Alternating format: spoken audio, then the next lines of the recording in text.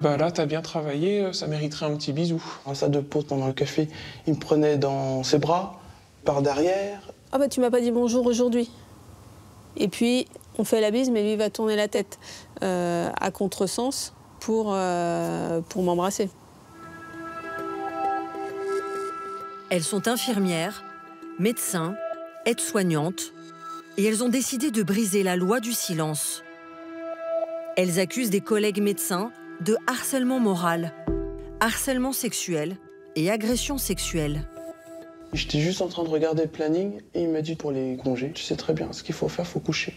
Ça m'arrivait qu'il me coince, lui il était derrière moi, il s'est collé à moi et il m'a dit « Je peux te faire l'amour comme on t'a jamais fait si tu veux ». Quand on rentre de SMUR, je sais pas moi, il est 2 h du matin, on est en race campagne, quand le médecin qui est à côté de vous met la main sur votre cuisse en disant pourquoi tu veux pas, pourquoi tu repousses toujours mes avances, pourquoi voilà, on pourrait changer de route et puis s'arrêter quelque part et J'essayais de ne pas être de garde avec lui, d'échanger mes gardes avec mes co-internes masculins, mais le problème c'est que j'avais l'impression qu'il arrivait toujours à se retrouver de garde avec moi. On a la sensation que c'est un prédateur, quoi, qu'il est à l'affût. Au total, elles sont 8 à avoir porté plainte pour des faits qui se seraient déroulés au sein de leur service. Les urgences de l'hôpital de Vendôme dans le Loir-et-Cher. Une petite équipe de 12 médecins, 14 infirmiers et une dizaine d'aides-soignants. Les 8 femmes racontent toutes la même histoire. D'abord l'emprise, puis les agressions, et enfin l'omerta. Une atmosphère délétère qui aurait régné durant plus de 15 ans. L'affaire a éclaté hors de l'hôpital, à l'Agence régionale de santé du Centre Val-de-Loire. En mars 2024, Clara Debord, la directrice générale, reçoit un signalement. J'ai été informée par le doyen de la faculté de médecine qui avait récolté des témoignages de façon directe ou indirecte qu'il y avait des comportements pas corrects de la part de médecins qui encadraient au moins quelques-unes des internes en médecine, et plutôt les femmes. Le doyen consigne les faits dans un mail. Une interne en médecine a fait connaître au département de médecine générale le fait qu'elle ait subi des attouchements de la part d'un praticien du service des urgences de Vendôme au cours de son stage. Il rapporte aussi des blagues sexistes répétées au sein de ce service.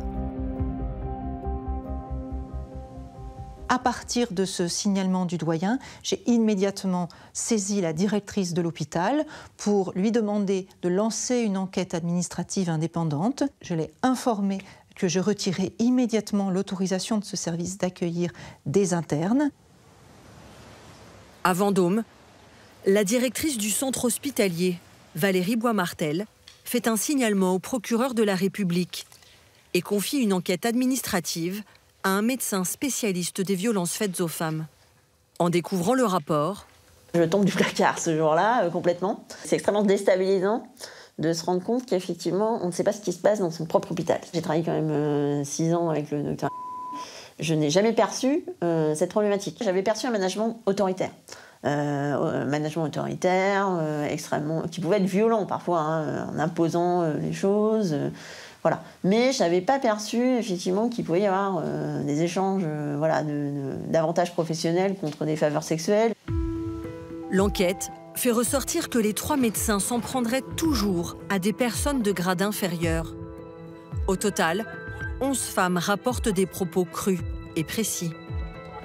J'ai entendu, elle est encore habillée comme une pétasse. De toute façon, les femmes sont moins intelligentes que les hommes, avec un cerveau plus petit. Ce médecin a osé me dire « Pour avoir du plaisir, il faut un homme fort, il faut suer. T'as pas connu la bonne bite. On va te faire goûter la nôtre. » Il m'a convoqué, il m'a dit « Alors, tu veux faire tomber le chef ? Ici, c'est mon service. J'ai le droit de vie ou de mort sur votre carrière. » Il m'a dit « T'as des belles filles, j'ai trop envie de les toucher. » Le chef de service et les 2 médecins urgentistes étaient pourtant jusque-là perçus comme des hommes bien, sous tout rapport. Le docteur S, 60 ans, est médecin hospitalier depuis plus de 30 ans. Marié, père de famille nombreuse, il pose fièrement aux remises de diplômes de ses enfants, devenus médecins eux aussi. Le docteur D, 53 ans, est médecin urgentiste et généraliste. Marié et père de 3 enfants, il est dépeint comme un médecin solaire et assumerait pleinement une réputation d'homme à femme. Enfin, le plus souvent cité par les plaignantes, le docteur H, 64 ans, le chef des urgences, arrivé à Vendôme il y a 18 ans. Ce médecin, marié et père de 3 filles, est pourtant réputé très impliqué dans son service. L'homme a été élu dans toutes les instances de décision de l'hôpital. Régulièrement, il fait la une de la presse locale et reçoit les honneurs des élus, comme en 2021, où il est fait chevalier de l'Ordre du Mérite par un ancien ministre. Une notoriété locale qui lui aurait permis d'instaurer son emprise sur le personnel de son service, et en particulier sur les femmes.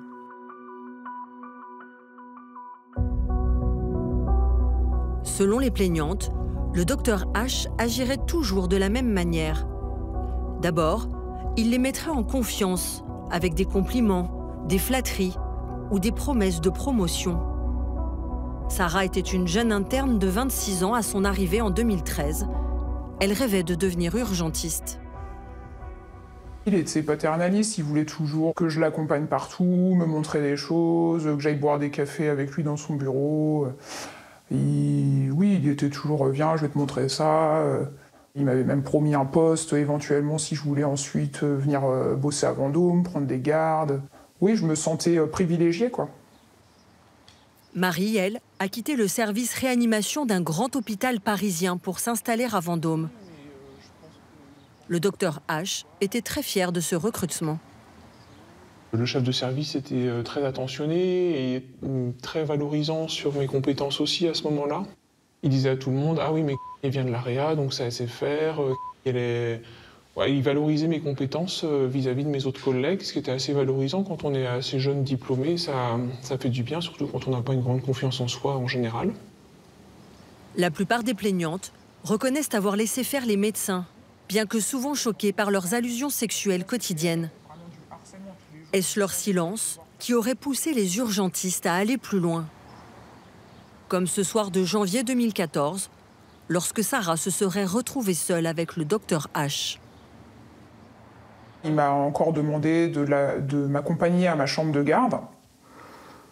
Et je me souviens avoir refusé plein de fois, d'avoir dit « mais non, j'ai pas besoin que tu m'accompagnes ». Et puis finalement, il m'a quand même suivi et il est rentré dans ma chambre.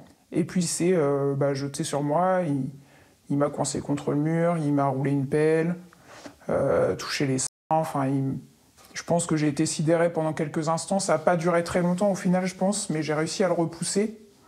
Parce que dans ma tête, je me suis dit, si je fais rien, soit je vais... il va me violer, je vais y passer, quoi. J'ai réussi à le repousser et à le sortir de la chambre. J'ai claqué la porte, j'ai fermé la porte à clé derrière moi. Et bien sûr, j'ai pas dormi de la nuit.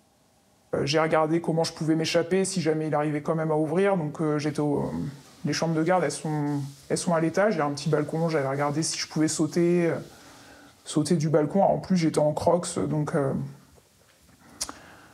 je savais que je risquais de me faire une cheville, mais bon, je m'en fichais. J'étais pas une cheville près, mais toutes les autres gardes, après, par la suite, j'ai mis des baskets. J'étais prête à courir parce que je voyais bien que je faisais pas le poids physiquement. Et je me suis dit, s'il me recoince, j'arriverai peut-être pas à le repousser une deuxième fois. Marie aurait subi les assauts du docteur H, mais aussi ceux du docteur D. Dès qu'il se présente, il nous dit moi, dans mes services, on m'a toujours appelé GBM. Donc GBM, ça veut dire grosse merveilleuse. Ça pose les bases. Une fois dans une salle, je me suis retrouvé face à une armoire et lui était derrière moi, il s'est collé à moi et il m'a dit est-ce que t'as déjà essayé avec un noir? Il y a une autre fois où il m'a coincé aussi dans la salle de pause, je me suis retrouvé dos au mur et face à lui et il s'est collé contre moi et en me disant si tu veux faire un garçon, je peux te donner les positions, je peux te faire un garçon si tu veux, ou des choses comme ça. Vous aviez envoyé des signes qui pouvaient le laisser penser qu'il vous plaisait? Non, j'ai jamais laissé entendre que j'étais prête à avoir des rapports sexuels avec lui. En plus, à cette époque-là, j'étais mariée, il le savait, donc je lui ai jamais dit que j'étais d'accord pour ça. Depuis la dénonciation des faits, l'hôpital de Vendôme est divisé en 2 clans. Ceux qui croient les plaignantes et ceux qui défendent les médecins, tous anonymement. Comme cette collègue urgentiste. On a travaillé avec ces gens-là pendant 25 ans, 30 ans. Ce dont sont accusés mes collègues, c'est nul et non avenu. J'ai travaillé pendant X temps dans cet hôpital. Et je sais très bien ce qui s'est passé, ce qui ne s'est pas passé, sauf si on était aveugle. On fait des gardes de 24 heures et on est aveugle. Ou cette cadre de la direction qui nous a déclaré, sans vouloir être filmé, Le chef de service, j'ai travaillé en étroite collaboration avec lui. Je n'ai jamais rien vu. Qu'il ait un caractère de cochon, ça oui. Que ce soit quelqu'un avec qui on peut avoir des disputes virulentes, ça oui. Mais pas des propos déplacés. Il a toujours eu du respect pour le personnel et vis-à-vis de moi. Quelle est la vérité? Pourquoi les 8 plaignantes n'ont-elles pas parlé plus tôt? Angélique a une explication. L'omerta que le docteur H aurait instaurée à force de colère et de menaces. Selon elle, il ne supportait pas que l'on refuse ses avances. C'est moi le chef et si je décide de faire sauter votre diplôme, j'y arriverai sans problème. On n'a pas envie de perdre notre diplôme, on n'a pas envie de perdre notre job. On n'a pas envie de faire mal, on n'a pas envie d'être poussé à la faute en fait. C'est surtout ça. Dans les circonstances où on était, les risques, il était létal. En janvier 2014, 2 jours après l'agression qu'elle aurait subie dans la chambre de garde par le chef de service, Sarah aurait été convoquée dans son bureau. Il a dit non mais il y a une plainte contre toi, que t'as mal fait ton travail, t'es passé à côté d'une urgence vitale, à cause de toi, il y a un gamin de 4 ans qui est entre la vie et la mort, qui va peut-être décéder. Pendant 2 secondes, c'est vrai que j'ai un peu bloqué, je me suis dit mince, qu'est-ce que j'ai fait? Et après, finalement, j'ai réalisé que c'était juste pour me faire peur, parce que quand je lui posais des questions, mais c'était qui cet enfant, c'est quoi son prénom? Il m'apportait pas de réponse. C'est là où j'ai compris qu'il y avait probablement aucun dossier. Je lui ai demandé de me montrer la plainte des parents, de me montrer le dossier médical. Il a dit non mais là n'est pas la question, je te protégerai quoi qu'il arrive. Mais je savais très bien qu'il avait essayé de me faire peur et de me mettre la pression pour que je me taise en fait. Sarah ne fait aucun signalement, par peur des représailles sur sa carrière, dit-elle, comme toutes les autres femmes qui ont fini par porter plainte après l'alerte de l'Agence régionale de santé.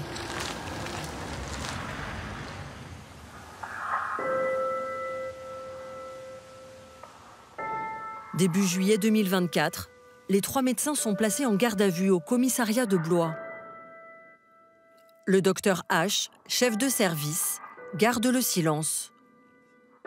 Le docteur D, lui, nie tout en bloc et se déclare anéanti par ces accusations. Le docteur S reconnaît que les blagues étaient quotidiennes, mais affirme qu'il n'a jamais eu l'intention de harceler qui que ce soit. Les 3 médecins sont mis en examen pour harcèlement sexuel et agression sexuelle. Le chef de service l'est également pour harcèlement moral. Tous ont été placés sous contrôle judiciaire avec interdiction d'exercer dans un hôpital public. Malgré nos nombreuses demandes, ni les médecins ni leurs avocats n'ont accepté de répondre à nos questions. Les 3 urgentistes restent présumés innocents.